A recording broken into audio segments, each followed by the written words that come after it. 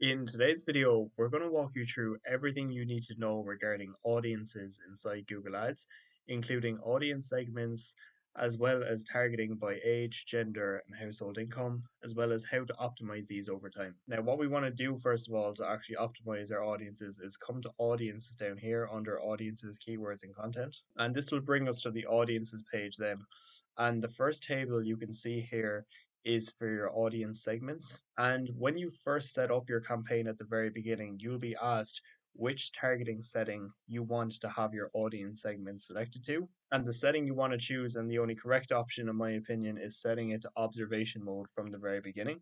So you can see here that we have a ton of different audience segments that we selected when first making this campaign. And it doesn't matter how many of these you select, or even if they're all fully relevant or not to the service that you offer, as long as you set the targeting setting to observation mode. And a mistake that people make when it comes to setting up audience segments is that, for example, in a roofing campaign like this, they might just look through the different options and choose things like home and garden and roofing because those are the most relevant audience segments that they found, and then choose targeting and then wonder why they're not getting any traffic. And the reason why they're not getting any traffic is because they're only targeting specific audience segments, whereas there could be a lot of potential customers out there that fall outside of that audience segment that simply can't see their ads because they chose targeting instead of observation for their audience segments. So when you're setting up your campaign at the very beginning, what you want to just make sure you do is set observation and not targeting mode. And when you do that, then it doesn't necessarily matter how many different audience segments you select. Once they're selected to observation mode, you can then just look at the data over time. And if you see then that there's specific audience segments that perform really well for your campaign, you can choose then to target those rather than observe. But I only recommend doing this once you actually have gathered relevant data on which audience segments are actually performing best, and not to target these at the very beginning. So setting your audience segments to observation mode really is the first thing. And what we want to look at then is our demographics, which is our age, gender, and household income. But we're really just going to focus on age and gender because the household income data isn't available inside most countries. And the process of optimizing this would be the exact same as the previous two. So we're going to focus on age and gender for this video. So what you can actually look at in terms of the data to see which are performing best and how to optimize these based on which ages and genders are actually performing best in your campaign. Now, first of all, what we like to do is that by default, this table will appear here as ad group view. And you might see straight away actually that we have 18 to 24-year-olds excluded from this campaign already because it's for a roofing campaign. And if you know that, for example, your target audience is all just going to be homeowners, then in certain cases it mightn't make sense at all to even target 18 to 24-year-olds in the first place.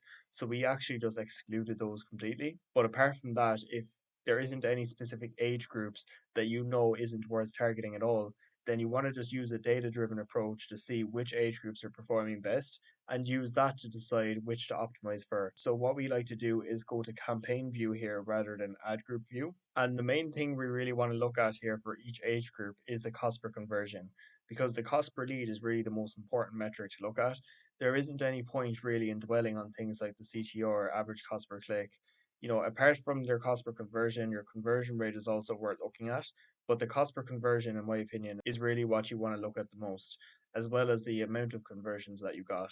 So out of all the age groups, you can see here, for example, that for this 3 month period, that the 55 to 64-year-old age group seems to perform best with the lowest cost per lead, and the 65-year-old plus age group had the highest cost per lead, meaning that this is the best performing age group and the 65-year-old plus year old age group is the worst performing age group for this period. And you can compare these with the average cost per conversion as a whole as well. So you can compare these with the average cost per lead as well.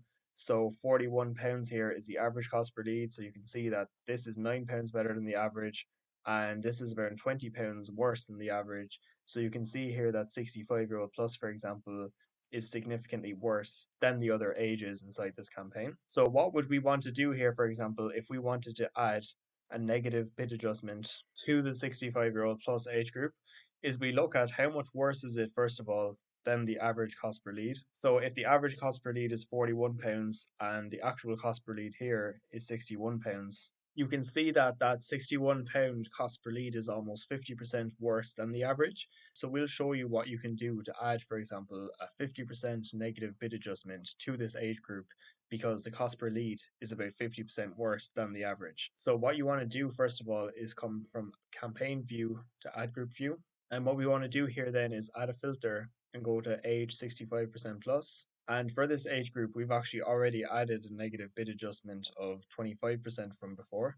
But if we wanted to change this to, for example, 50% instead, what we can do here is just select them all, go to edit, change bid adjustments, and then just simply go to decrease and then press 50% and then press apply to add that bid adjustment.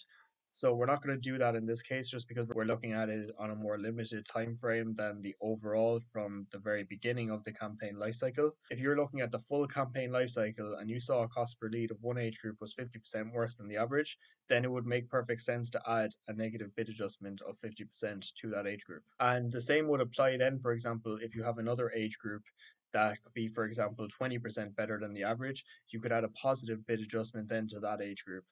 And just to show you then what that looks like for gender as well. So we like to go to campaign view first just to see overall which is better or worse than the other. And you can see here in this campaign that the average is still the same and both male and female are actually slightly better than the average, but it's unknown then that has the highest cost per lead. So in this case, it would make more sense to add a negative bid adjustment for unknown. And to do that, then we go back to ad group view again and then add a filter and press unknown. And same process again, you can just select them all, change bid adjustments, and to decide what percentage to increase or decrease the bid adjustment by, we look at how much better or worse is it than the average cost per lead. That's what we use to determine, what percent makes most sense to increase or decrease by. I'm sure there's other ways of determining, which way to do it, but we found that comparing it with the actual cost per lead makes more sense than anything else.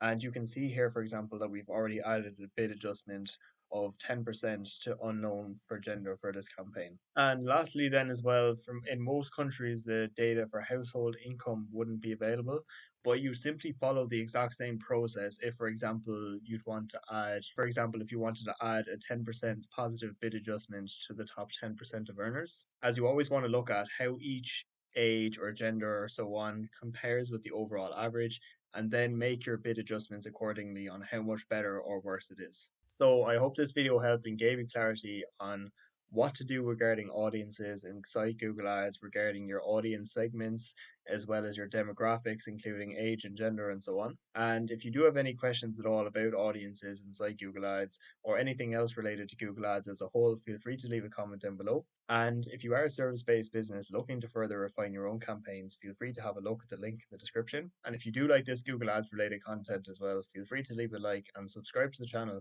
as we'll be posting all things related to Google Ads here daily. And hopefully we'll see you inside the next video.